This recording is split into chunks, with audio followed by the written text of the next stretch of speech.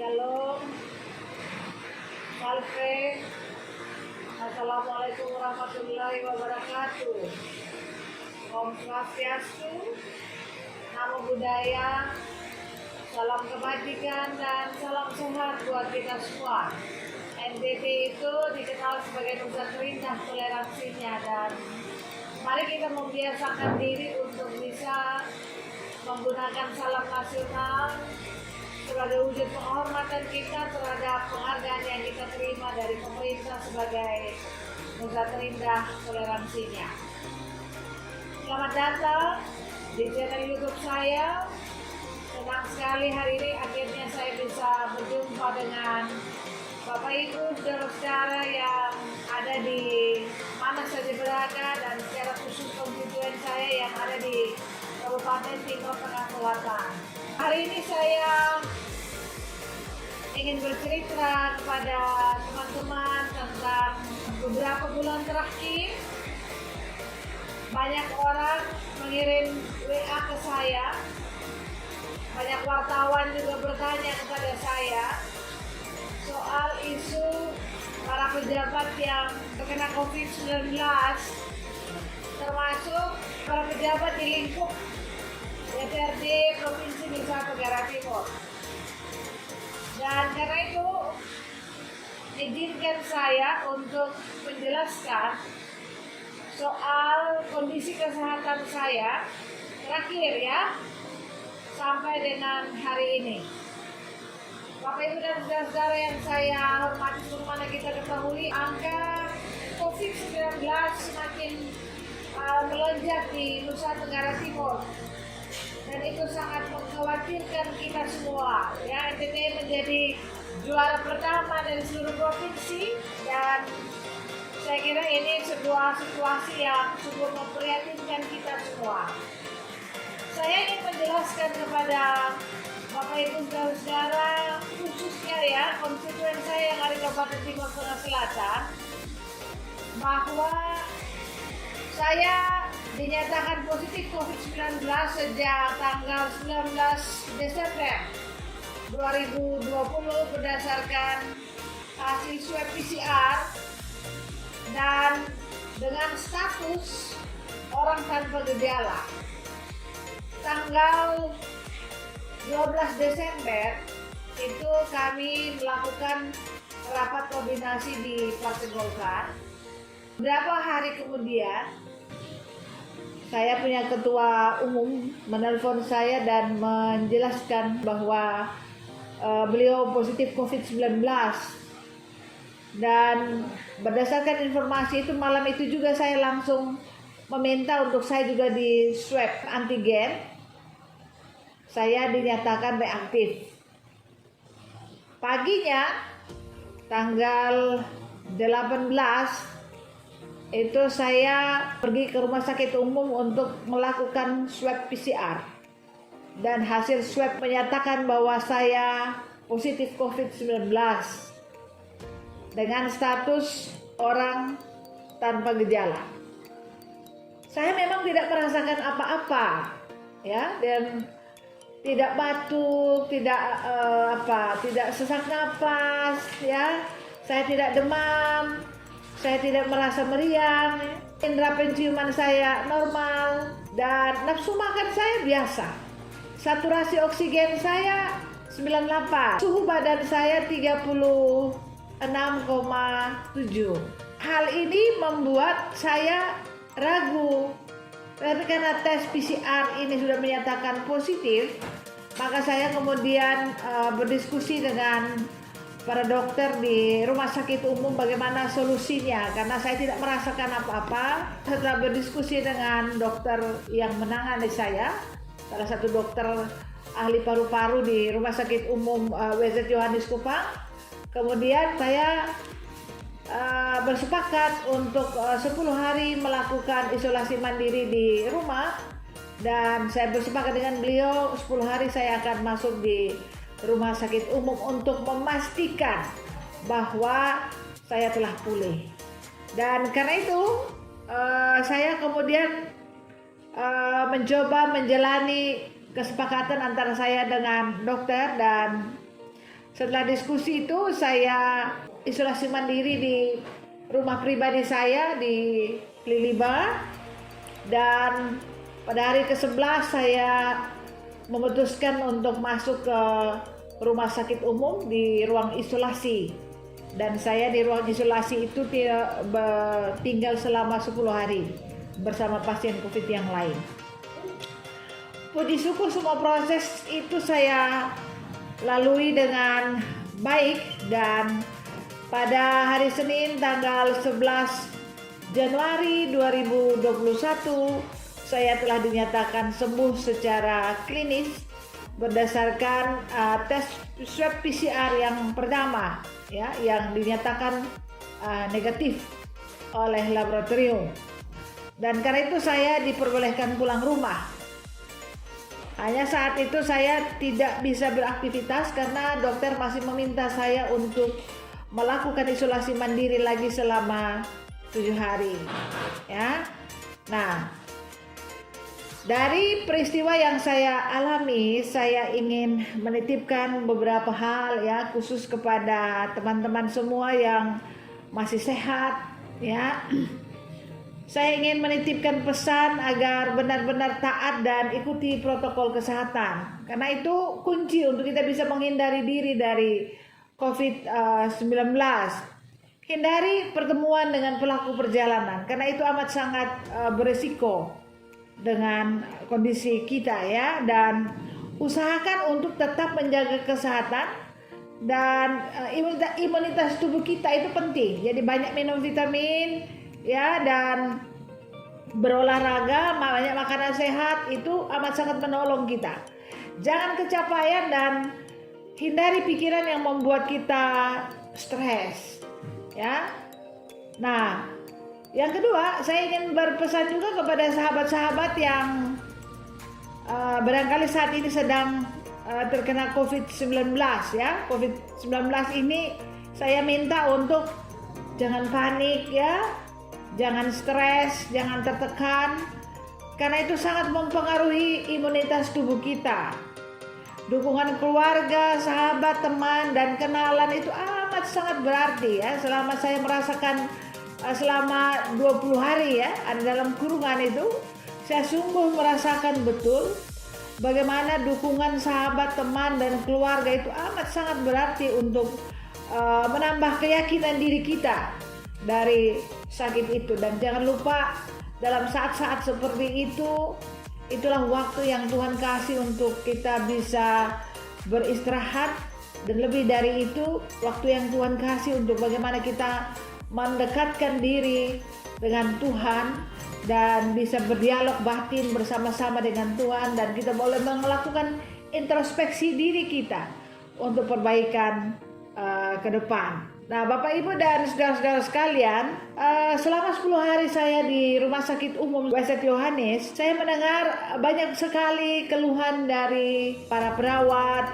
ya, dan juga dokter di Rumah Sakit Umum soal sejumlah persoalan serius yang dihadapi di Rumah Sakit Umum St. Yohanes Kupang. Informasi yang saya dapat dari para dokter, ya, secara khusus dokter yang menangani saya, bahwa memang rumah sakit umum itu mengalami kesulitan soal stok obat.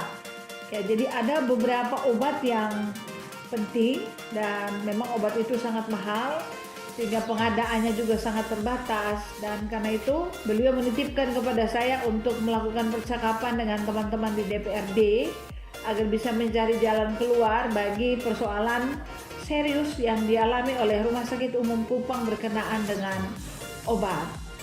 Nah, yang kedua, saya juga bisa bercerita dengan para perawat secara terbuka, dan dari informasi yang saya dapat dari para perawat Nah, ini ada sebuah kondisi yang cukup menyedihkan ya. Kita punya tenaga medis yang menangani pasien COVID itu jumlahnya sangat terbatas. Sudah sangat terbatas. Mereka diisolasi selama berbulan-bulan di Hotel Sasando Kupang ya.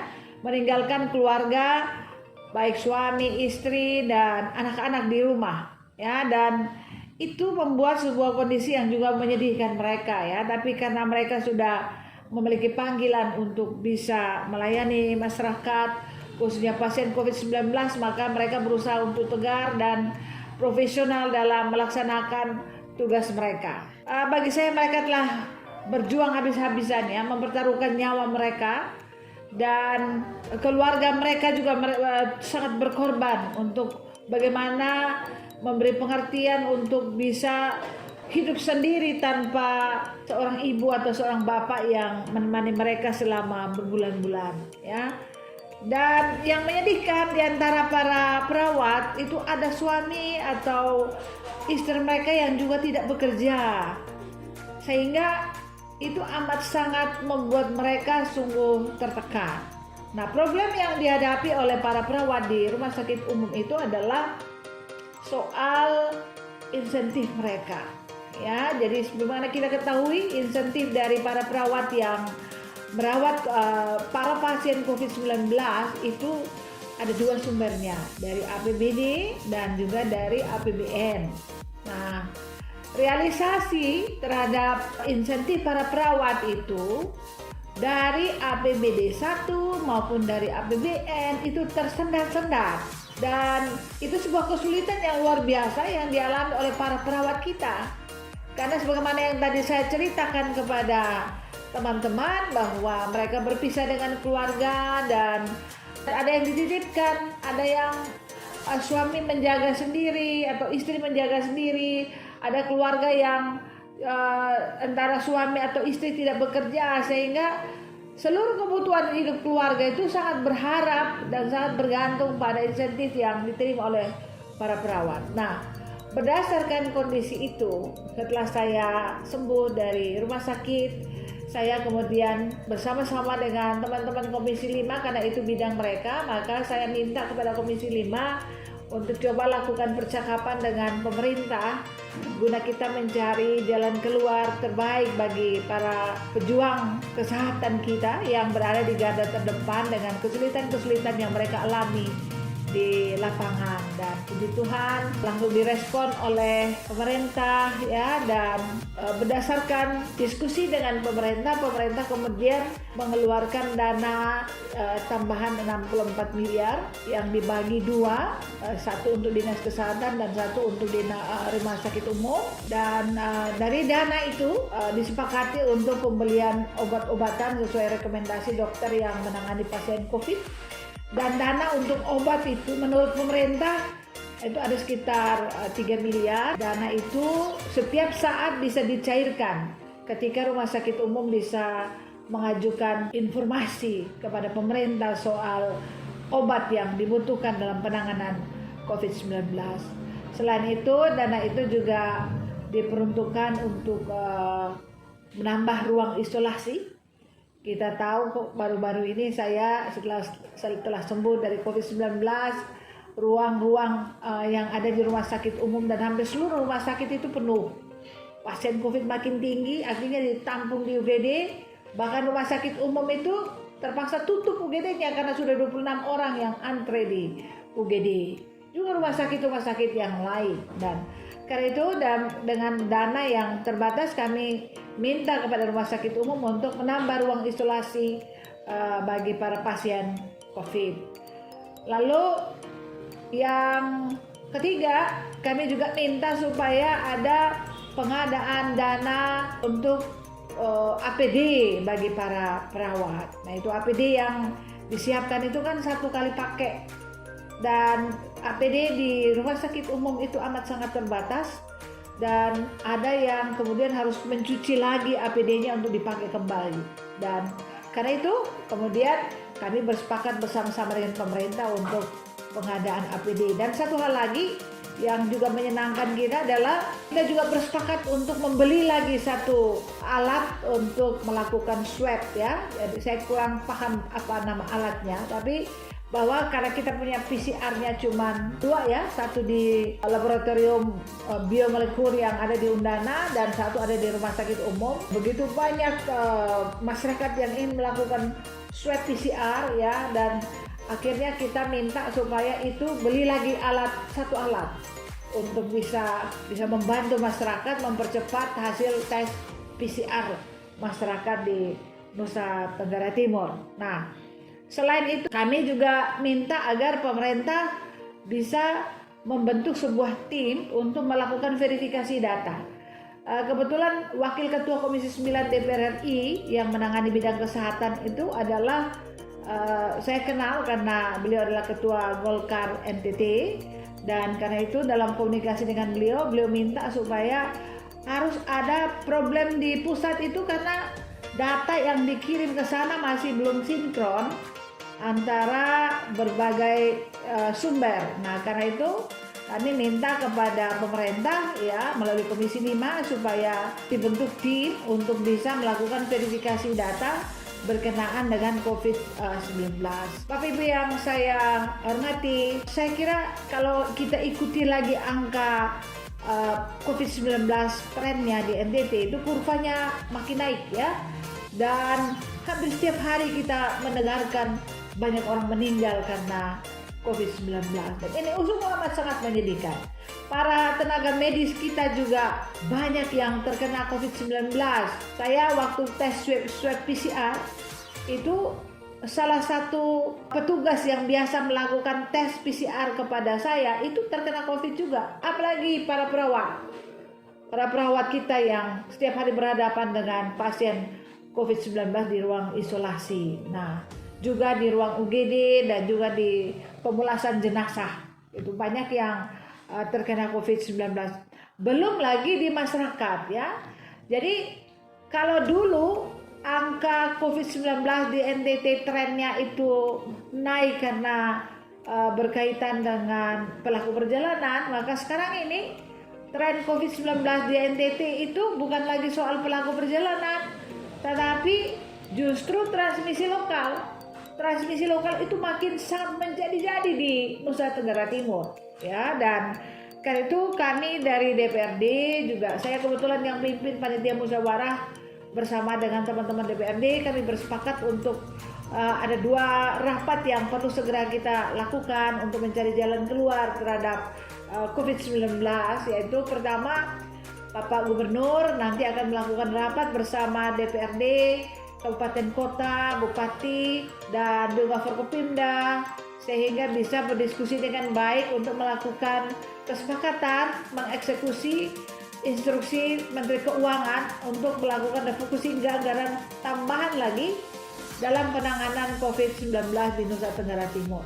Selain itu dari DPRD, kami sudah menjadwalkan tanggal 2 nanti kami akan melakukan 1 kali lagi rapat untuk mencari jalan keluar dan juga mendengarkan informasi dari pemerintah soal refocusing anggaran yang akan kita peruntukkan untuk penanganan COVID-19.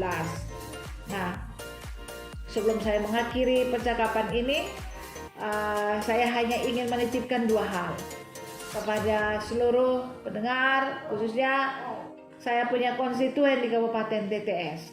Saya tidak ingin Kabupaten TTS sama dengan Kupang, ya.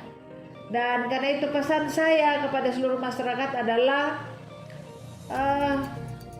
ikuti protokol kesehatan yang sudah dianjurkan oleh pemerintah. Karena itu kunci untuk kita bisa menghindari diri dari COVID-19. Hindari pertemuan dalam jumlah yang besar, ya. Pakai masker, cuci tangan, dan kalau bisa tidak usah terlalu banyak keluar rumah. Cukup diam di dalam, makan makanan yang bergizi, minum vitamin, sehingga stamina tubuh kita bisa menjadi kuat, dan itu salah satu cara kita untuk bisa memutus mata rantai penyebaran COVID-19. Yang kedua yang ingin saya sampaikan kepada saudara-saudara adalah soal vaksin. Ya, di televisi kita melihat dengan jelas ya Bapak Presiden memulai melakukan vaksin untuk meyakinkan masyarakat bahwa vaksin itu tidak apa-apa, ya. Banyak informasi yang negatif, yang positif tentang vaksin, dan itu sungguh membingungkan kita semua. Ya, kita bersyukur NTT sudah turun vaksin yang kedua. Vaksin yang pertama, vaksin itu ditujukan pertama kepada para tenaga medis yang berada di garda terdepan untuk menangani pasien COVID-19. Nah, ini kita sudah turun lagi vaksin yang kedua, ya, untuk masyarakat, dan secara bertahap seluruh masyarakat Nusa Tenggara Timur yang memenuhi syarat untuk dilakukan vaksin akan dilakukan vaksin. Kami sedang meminta pemerintah untuk melakukan verifikasi data yang valid supaya para penerima vaksin itu bisa mendapatkan vaksin secara tepat, ya. Dan saya mau pesan kepada Bapak Ibu, jangan takut vaksin, ya. Karena berbagai penelitian itu sudah mengatakan bahwa memang vaksin dia tidak menjamin 100% orang tidak terkena COVID-19. Tetapi kalaupun misalnya kita terkena COVID-19, maka akibat dari itu tidak berbahaya untuk kita, karena kita seperti demam biasa saja, tidak mengalami seperti orang COVID-19 yang saat ini terjadi di mana-mana. Saya kira itu saja yang ingin saya sampaikan. Terima kasih, dan saya senang sekali akhirnya kita bisa berjumpa dalam pertemuan berikut dalam melalui YouTube saya. Terima kasih. Shalom. Salve. Assalamualaikum warahmatullahi wabarakatuh. Om Santi Santi Santi Om. Namo Buddhaya. Salam kebajikan dan salam sehat buat kita semua. Dadah.